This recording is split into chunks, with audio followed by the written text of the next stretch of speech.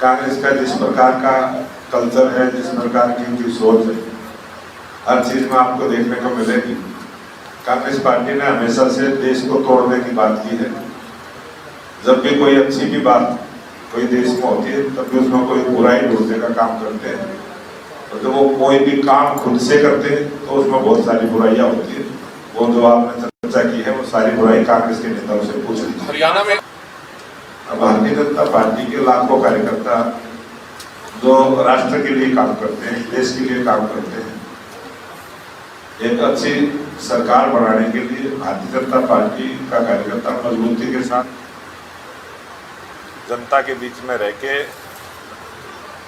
जनता से किस प्रकार की अपेक्षाएं हैं, जनता क्या चाहती है, इस प्रकार का एक हम अपना संकल्प पत्र जनता के सुझाव लेकर तैयार करेंगे। और अभी हमारे सभी कार्यकर्ता वो सुझाव जनता से लेंगे और वो सभी सुझाव हम कार्यकर्ता जो हमारी पार्टी का काम करने का सिस्टम है उसमें लोगों से संपर्क करते हुए अपने पार्टी के संगठन को मजबूत करते हुए हम इस 2024 के लोकसभा चुनाव की पूरी तैयारी में सभी कार्यकर्ता लगे हैं।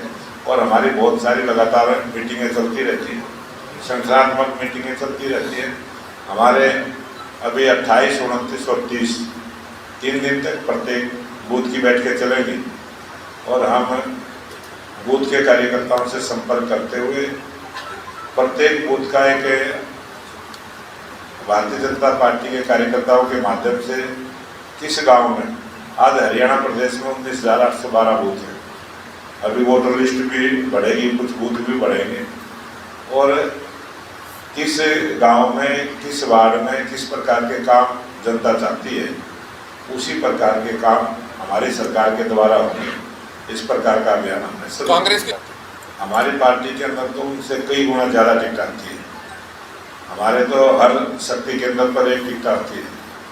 हमारी पार्टी में बहुत बड़ी फौज है जो चुनाव लड़ने के काबिल है, और जहां कांग्रेस पार्टी गुटबाजी में है, भारतीय जनता पार्टी एक परिवार की तरह काम करती है। हमारी पार्टी में किसी प्रकार की कोई गुटबाजी है। उनको ये भी ध्यान में नहीं आती कि ये बजट हरियाणा के लिए नहीं, ये बजट पूरे देश के लिए है। और जब पूरे देश के लिए बजट बनता है तो किसी प्रांत की उसमें चर्चा नहीं होती है। 2 प्रांतों की उसमें चर्चा जो हुई है, वो प्रांत अलग बने हैं, उनके लिए राजधानी बननी थी, उसके लिए बजट तय होना था, इसलिए उन 2 प्रांतों की उस पूरे बजट में चर्चा है जो कांग्रेस के लोग। हरियाणा में ये चर्चा मीडिया के माध्यम से हमें प्राप्त हुई है, हमारी पार्टी में ऐसा कुछ चल नहीं रहा है। हरियाणा में मुख्यमंत्री नायब सैनी कहीं भी जा रहे हैं तो एक गैंग के बारे में जरूर बात कर रहे हैं, भर्ती रोको गैंग के बारे में, क्या मंशा हो सकती है उसके पीछे, और उसके बावजूद भर्तियां लगातार हो रही है हरियाणा के अंदर युवाओं की। ये आप सबने, आप जागरूक संवाददाता हैं और टीवी के माध्यम से, अखबार के माध्यम से ये सारी जानकारियां रहती है कि कौन भर्ती रोकने का काम करते हैं, वो कौन लोग हैं, किस पार्टी से संबंध रखते हैं। और इसलिए मैं ये कहता हूं कि जो भर्ती रोको गैंग है वो बहुत सक्रिय है, युवाओं को रोजगार ना मिले उसमें बहुत सारी रुकावटें करते हैं, वो पूरा प्रयास करते हैं, लेकिन सरकार भी अपना प्रयास कर रही है और हम उस काम में सफल होंगे। अभी 7500 जिस प्रकार से 2 दिन पहले ही, और आज उसकी प्रक्रिया चालू है, कल सबको अलॉटमेंट भी हो जाएगी, सब ज्वाइनिंग आज बच्चे कर रहे हैं, और बहुत सारी लगभग 50,000 और नौकरी HKRN के माध्यम से भी सरकार देगी। युवाओं को रोजगार देना ये हमारी सरकार की प्राथमिकता। जब से भारतीय जनता पार्टी की सरकार बनी है, महंगाई को संयमित ढंग से के साथ आपने देखा होगा किसी भी वर्ग के ऊपर महंगाई की मार ना पड़े, एक बैलेंस बनाते हुए सरकार ने उस व्यवस्था को मजबूत किया है। और मैं ये मानता हूँ कि आज गरीब आदमी, जो आदमी सोचता है कि मेरे आटा दाल नमक महंगा हो गया, उसकी व्यवस्था सरकार ने की है। आज सरकार 80 करोड़ लोगों को, देश के 140 करोड़ की आबादी, 80 करोड़ लोगों को 5 वर्ष तक मुफ्त राशन देने की योजना सरकार ने बनाई। 80 करोड़ लोगों को तो उससे महंगाई की मार ना पड़े, उसे बिल्कुल आजाद कर दिया, फ्री कर दिया। तो ये बहुत सारी ऐसी योजनाएं हमारी सरकार लेके आई है कि गरीब आदमी को महंगाई की मार ना पड़ेगी, हमारी सरकार की प्राथमिकता है। ये माना जाए इसलिए ये सरकार अंत्योदय की सरकार है। 6 जिलाध्यक्ष बदले गए। क्या लोकसभा चुनाव के जो नतीजे थे, कोई कारण नहीं होता, उनको और नया काम दिया गया है। मैं भी जिलाध्यक्ष रहा हूँ, मेरे को भी जिलाध्यक्ष के बाद दूसरा पद दिया गया, मेरे को भी। ये हमारी पार्टी के अंदर एक रूटीन में चलने वाली प्रक्रिया है और थोड़ा थोड़ा परिवर्तन होता रहता है। अरविंद केजरीवाल देश की वित्त मंत्री माननीय सीतारमण जी ने जो ये पिछले टर्म्स में भी वित्त मंत्री थी, 5 बार उन्होंने बजट रखा और आज 23 तारीख को देश के लोकप्रिय प्रधानमंत्री नरेंद्र मोदी जी के नेतृत्व में जो तीसरी बार सरकार बनी, उस सरकार का ये पहला बजट है और एक ऐसा बजट जो देश को विकसित राष्ट्र बनाने का जो संकल्प देश की जनता ने लिया, देश के लोकप्रिय प्रधानमंत्री जी की जो सोच कि देश 2047 तक विकसित राष्ट्र बने, ये बजट उन मापदंडों को देखते हुए, ध्यान में रखते हुए, नई सोच के साथ नए भारत का जो निर्माण हो रहा है, उसमें ये बजट लाभकारी रहे, सभी योजनाओं में उसका सीधा सीधा लाभ मिले। और इस बजट के अंदर चारों वर्गों का ध्यान रखा गया, महिलाओं का, युवाओं का, गरीब का और किसान का।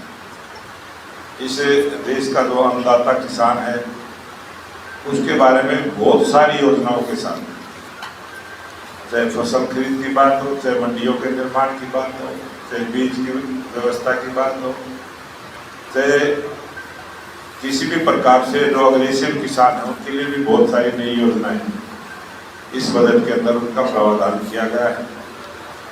और कांग्रेस पार्टी का जो 10 साल का शासन रहा, उसमें जो बजट, ये आंकड़े आप सब डिजिटल माध्यम से निकाल भी सकते हैं। इस बजट की तुलना जब उस कांग्रेस के 10 साल के बजटों से करेंगे, उससे हर स्थान पर 3 गुना बढ़ोतरी करके ये बजट हमने दिया है। जो विपक्ष के लोग आरोप लगाते हैं कि बजट को बढ़ाया नहीं गया है, उनके बजट से और इस बजट की जब तुलना करेंगे तो 3 गुना आपको, चाहे सड़कों के मामले में हो, किस प्रकार से पूरे देश में आज हिंदुस्तान का प्रत्येक जिला नेशनल हाईवे से जोड़ने का जो काम हुआ है, 4 लेन जिला हेडक्वार्टर को 4 लेन से जोड़ने का काम किया, उसको और अच्छा बनाने का हम काम करेंगे। और देश के ऐसे सोर्स है जो स्मार्ट सिटी के रूप में विकसित हो, उसमें उसकी योजना को साधन किया जाएगा। बहुत सारे युवाओं को रोजगार देने के लिए देश के अंदर 50,000 नए उद्योग लगे, इस प्रकार का बजट में प्रावधान किया गया है। 4 करोड़ 1 लाख नए युवाओं को रोजगार के अवसर मिले, इस प्रकार की योजना इस पूरे बजट में रखी है। महिलाओं के कल्याण के लिए महिलाओं को लखपति दीदी बनाने की भी जो योजना, 3 लाख लखपति दीदी बनाने, इस बजट में इस प्रकार का प्रावधान किया गया है। इस बजट के अंदर देश किस प्रकार से विकसित राष्ट्र बनेगा, वो सारी योजना इस बजट में शामिल की है। मैं इस 2024 के बजट की प्रशंसा करता हूँ और डॉक्टर सीतारमण जी को और देश के लोकप्रिय प्रधानमंत्री नरेंद्र मोदी जी ने जिस विजन के साथ इस बजट को प्रस्तुत किया है, ये देश की तमाम जनता के लिए 142 करोड़ जो जनता है, सबके लाभ का बजट है, सर्वस्पर्शी बजट है। जो कहता था कि अगर मेरे को आरोप लगेगा तो मैं कुर्सी छोड़ने का काम करूंगा, वही केजरीवाल जेल में जाने के बाद कुर्सी नहीं छोड़ रहा। कमीशन मूड में जो सरकार चली है, एक सरकार भारतीय जनता पार्टी की जो मिशन मूड में काम करती है, कोई ना कोई मिशन होता है देश की भलाई के लिए, और उनका जो मिशन है वो कमीशन मूड में काम करते हैं, वो कमीशन लेते हैं, सरकार चलाते हैं। ये भारतीय जनता पार्टी की सरकार है। जब से 2014 से केंद्र में आई, आपने अटल बिहारी वाजपेयी जी की सरकार को देखा, सरकारी स्तर पर कोई भी घोटाला नहीं हुआ, आपने 10 सालों से भारतीय जनता पार्टी की सरकार को देखा, सरकारी स्तर पर सरकारी पैसे का दुरुपयोग ना हो, कोई घोटाला ना हो, ये हमारी सरकार की प्राथमिकता है और उसमें हम सफल रहे। जब भी चुनाव आते हैं उस समय बहुत सारे कर्मचारियों की, बहुत सारे संगठनों की इस प्रकार की मांग रहती है और एक उम्मीद भी रहती है और वो रहनी भी चाहिए कि वो सरकार से अपनी बात रखें, सरकार कुछ ना कुछ दे। तो सरकार सबके लिए होती है, सबके लिए काम कर रही है और कोई धरना देता है तो सरकार के आदमी हम उनकी बात को सुनते हैं। कोई ये बात तो है नहीं कि वो धरने चलते रहते हैं, उनका हम समाधान करते हैं। सर लोकसभा अब की बार हरियाणा प्रदेश में स्पष्ट बहुमत की सरकार जिस प्रकार से 2014 में भारतीय जनता पार्टी की बनी थी, उसी प्रकार से हमने जनता से निवेदन किया कि स्पष्ट बहुमत की सरकार तीसरी बार हरियाणा प्रदेश में डबल इंजन की सरकार नायब सिंह सैनी जी के नेतृत्व में बनी।